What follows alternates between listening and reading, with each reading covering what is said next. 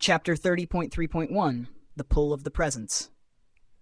The oppressive streets of Atraxia echoed with the hum of distant machinery, a faint buzz of life in the shadows of the Empire's towering spires. Lucas hovered inches above the ground, unconscious but emanating an eerie, ethereal light. His chest rose and fell with the rhythm of a deep sleep, yet his body moved with an unnerving purpose, drifting forward as if drawn by an invisible string. The party trailed behind him, keeping their distance, their unease growing with each step. Erika's fiery hair swayed like tendrils in water, reflecting her agitation. She glanced at John, who walked beside her, his leather hat pulled low over his weathered face. "He's glowing brighter," she muttered, her voice barely above a whisper. "This isn't normal, even for him." "Nothing about this situation is normal," John replied, his voice calm but his eyes scanning their surroundings. "Keep your head. If the Empire catches wind of this, we'll have more than just drones to worry about." Kael followed with practiced stealth, his movements instinctively cautious. Despite his training, there was a hesitation in his steps. "We're not leading anymore," he said, glancing nervously at Lucas. "He is." Lucas, oblivious to their words, drifted onward. The light radiating from him was steady, spilling into the darkened alleys and reflecting off the metallic walls of Atraxia's urban labyrinth. His lips moved, murmuring unintelligible words, as though he were communicating with someone they couldn't see. Erika strained to catch the whispers, but they were drowned out by the mechanical whir of approaching drones. As Lucas moved through the streets, a small crowd of locals began to gather. At first they appeared hesitant, peeking from doorways and windows, drawn by the strange, luminous figure drifting through their neighborhood. Soon, curiosity overcame their fear, and a few brave souls stepped out to follow at a cautious distance. They whispered among themselves, their voices hushed but tinged with awe and unease. "What is he?" one man murmured. "A ghost," another woman suggested, clutching her child's hand tightly. "No," an older voice said, laced with reverence. "Something powerful." The crowd grew as more people joined, their presence adding a new tension to the already fraught atmosphere. Erika noticed them and frowned. "This is bad. If they follow too closely, they'll attract even more attention." John nodded. "We'll have to deal with that later. For now, keep them out of harm's way if anything happens." "We've got company," Kael hissed, slipping further behind. He pointed to the sky, where 3 surveillance drones hovered, their lenses glowing like tiny, malevolent eyes. "Damn it," John muttered, gripping the hilt of his pistol. "We're out of time." The drones descended, their engines emitting a high-pitched whine that set Erika's teeth on edge. She stepped in front of Lucas, her blade shimmering faintly in the dim light. "I can take them down before they report us," she said, but John shook his head. "No need," he said grimly, nodding toward Lucas. Before Erika could respond, Lucas reacted. Without warning, a surge of energy erupted from his body, crackling like a storm. The drones' lights flickered and dimmed as their circuits overloaded. In a matter of seconds, they dropped from the sky, their metallic shells crumpling as they hit the ground. Sparks flew, and the acrid smell of burnt machinery filled the air. Kael's eyes widened. "He did that, while unconscious?" "Seems like it," John said, his voice heavy. "But now the Empire knows something's here. That kind of energy signature doesn't go unnoticed." Erika glanced at Lucas, whose glow remained steady, a silent warning to any who might approach. "We need to move. But not too close," she said, her voice tinged with caution. The group followed Lucas at a distance, their steps quieter now, their nerves frayed. Kael's usual confidence had waned, his movements hesitant, as though he feared Lucas might unleash another wave of power without warning. The sound of distant sirens began to wail, a chilling reminder that the Empire's forces were mobilizing. The growing crowd, still at a distance, continued to shadow the group, their numbers swelling with each block Lucas passed. Whispers of fascination and fear rippled through them, a murmuring tide that seemed to follow the strange light Lucas emitted. Lucas's murmurs grew louder, though still incomprehensible, and Erika felt a chill despite the humid air. She leaned toward John as they jogged to keep pace. "He's talking to someone, or something," she said, her voice laced with unease. John's jaw tightened. "Let's hope whatever it is doesn't have plans worse than the Empire." Kael glanced over his shoulder, his voice dropping to a whisper. "Should we try to stop him?" He's leading us straight into danger." "We can't," Erika replied firmly. "Whatever he's following, it's too strong. He'd break through anything we try to do, and we'd only slow him down." John nodded in agreement. "Stay back and stay sharp. If we're lucky, we'll figure out what this is before it's too late." The glow surrounding Lucas lit their path as they navigated the maze-like alleys. The sound of approaching sirens grew louder, and the air felt charged, as though the city itself was holding its breath. As they turned a corner, Lucas paused. For the first time since his trance began, his movements faltered.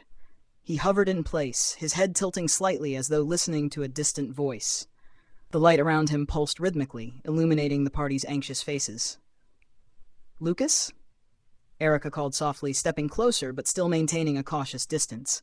"Can you hear me?" He didn't respond. Instead, he raised a hand, palm facing outward. The group braced, expecting another surge of energy, but instead a faint ripple spread through the air, like the aftershock of a distant explosion. It was subtle, almost imperceptible, but it sent a shiver down Erika's spine. "What the hell was that?" Kael whispered. John's expression darkened. "A warning." In the distance, the sound of heavy engines rumbled, signaling the arrival of Imperial reinforcements. Lucas, oblivious to the growing danger, resumed his journey, his body moving with renewed purpose. The party had no choice but to follow, their unease mounting with every step. The glow surrounding Lucas illuminated the darkness of Atraxia's streets, a steady beacon drawing them deeper into the unknown. Somewhere ahead, the presence he was following grew stronger, pulling him closer to an uncertain fate. And behind them, the Empire closed in, its shadow looming ever larger.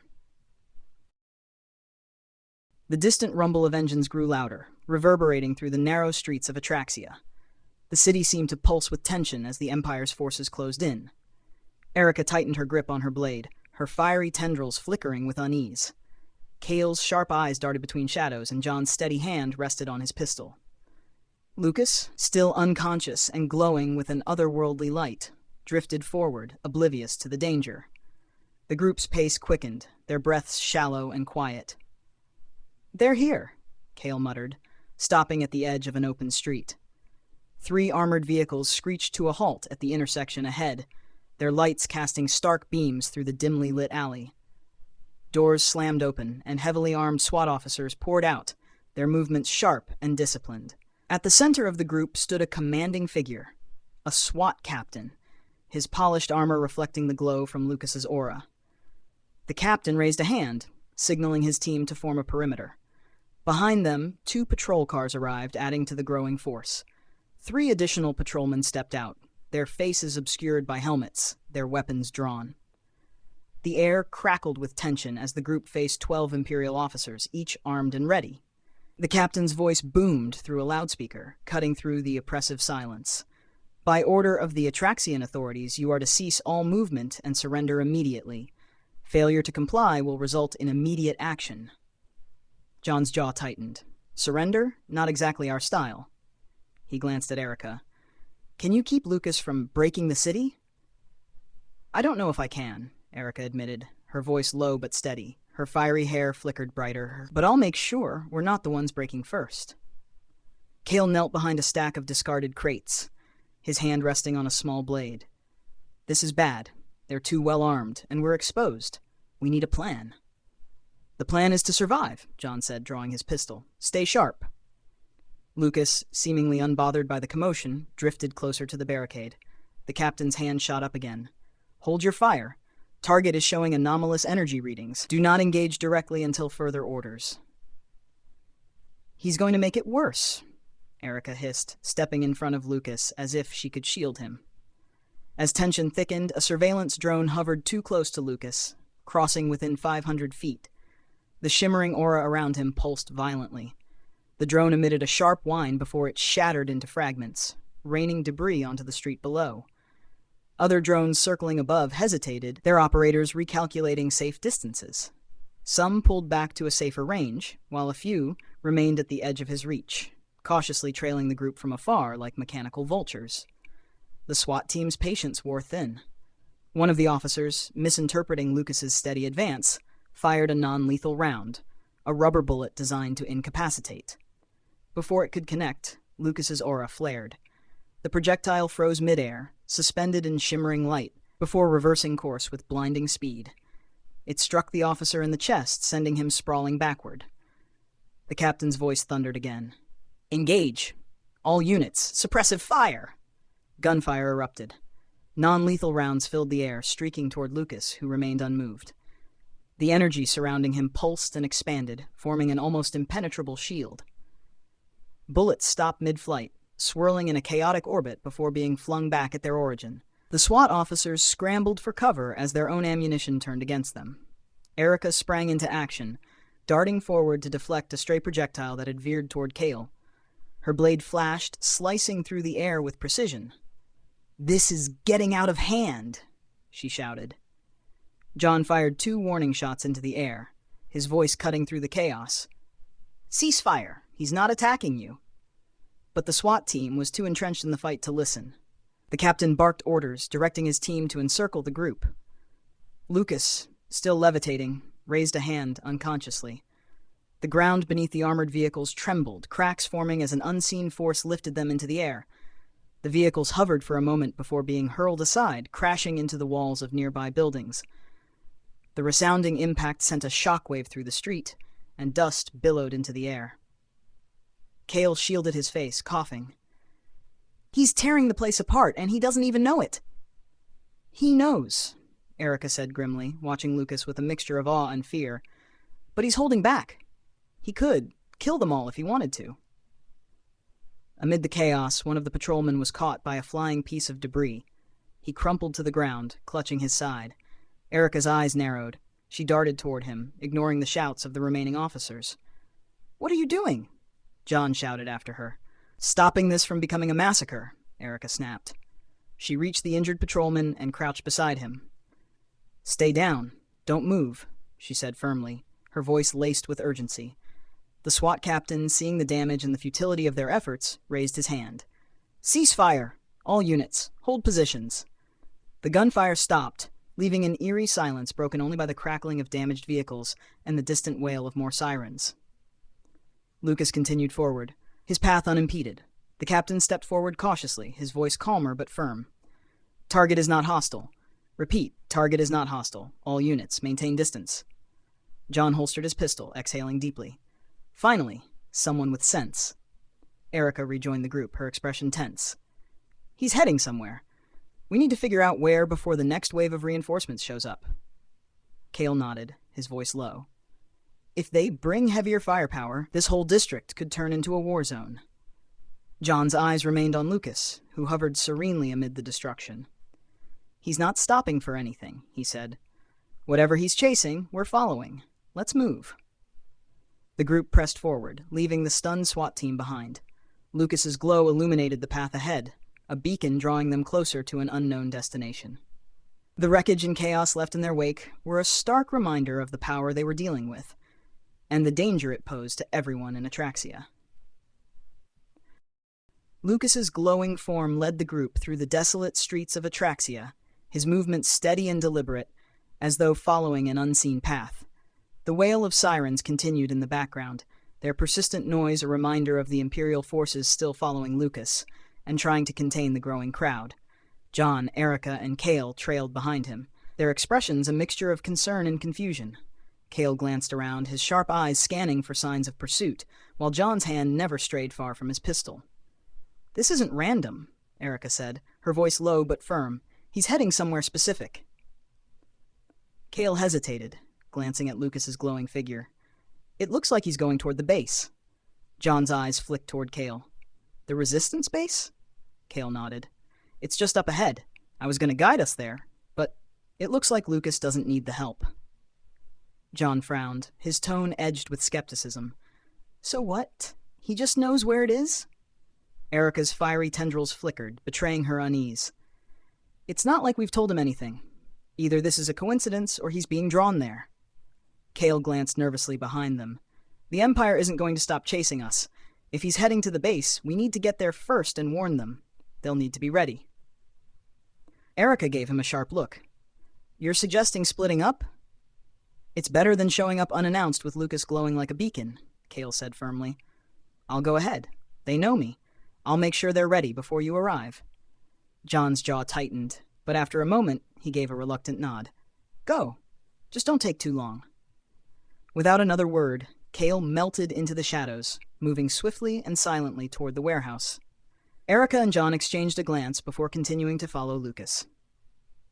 The warehouse loomed ahead, a hulking structure of rusted metal and faded insignias. Its once proud resistance markings had been scraped away, leaving only faint traces of rebellion etched into the walls. The surrounding area was eerily quiet, but not empty. At the nearest intersection in sight of the warehouse, Imperial police and SWAT teams had gathered, their vehicles forming a blockade. Officers spoke in hushed tones, their eyes fixed on the glowing figure of Lucas as he hovered toward the warehouse. Reinforcements had yet to arrive, and orders from command were still pending, so they waited, watching. The tension among the officers was palpable, their hands never straying far from their weapons. Inside the warehouse, Kael had already arrived, his breath quick but controlled. The resistance fighters were on high alert, thanks to his warning. Armed fighters had taken up defensive positions, their eyes sharp and their weapons ready. A tall, weathered figure, clearly the leader, stood at the center of the room giving orders. "They're almost here," Kael said as he approached, his tone urgent. "Lucas is leading them. He's not in control, and the Empire's right behind them."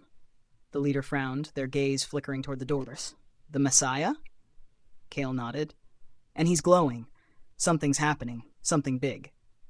Before the leader could respond, the heavy steel doors creaked and groaned as they slid open.